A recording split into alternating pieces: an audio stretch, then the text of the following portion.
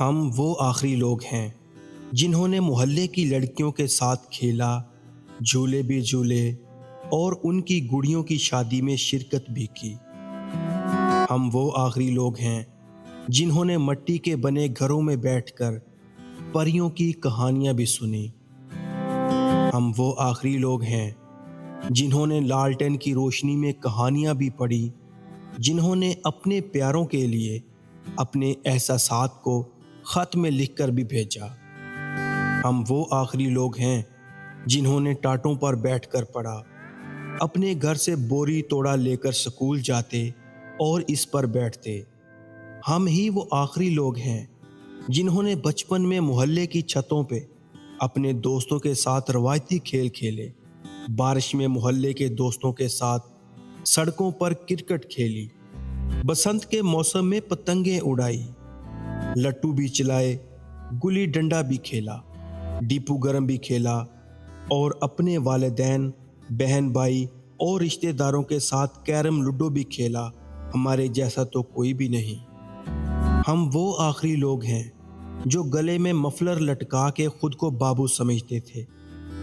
ہم وہ دل فریب لوگ ہیں جنہوں نے شبنم اور ندیم کی ناکام محبت پہ آنسو بہائے اور انکل سرگم کو دیکھ کر خوش بھی ہوئے۔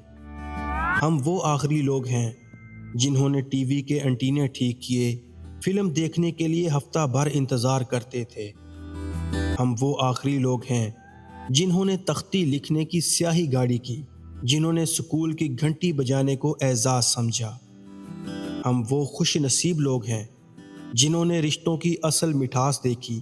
ہمارے جیسا تو کوئی بھی نہیں۔ ہم وہ لوگ ہیں جو رات کو چارپائی گھر سے باہر لے جا کر کھلی فضا یعنی زمینوں میں سوئے، دن کو سب محلے والے گرمیوں میں ایک درخت کے نیچے بیٹھ کر گپے لگاتے۔ کبھی وہ بھی زمانے تھے، سب چھت پر سوتے تھے، اینٹوں پر پانی کا چھڑکاؤ ہوتا تھا، ایک سٹینڈ والا پنکھا بھی چھت پر ہوتا تھا۔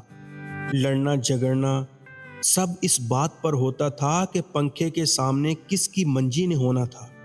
سورج کے نکلتے ہی آنکھ سب کی کھلتی تھی، ڈھیٹ بن کر پھر بھی سب سوئے ہی رہتے تھے۔ وہ آدھی رات کو کبھی بارش جو آتی تھی، پھر اگلے دن بھی منجی گیلی ہی رہتی تھی۔ وہ چھت پر سونے کے سب دور ہی بیت گئے، منجیاں بھی ٹوٹ گئیں، رشتے بھی چھوٹ گئے۔ بہت خوبصورت خالص رشتوں کا دور، لوگ کم پڑھے لکھے اور مخلص ہوتے تھے۔ اب زمانہ پڑھ لکھ گیا تو بے مروت، مفادات اور خود غرضی میں کھو گیا۔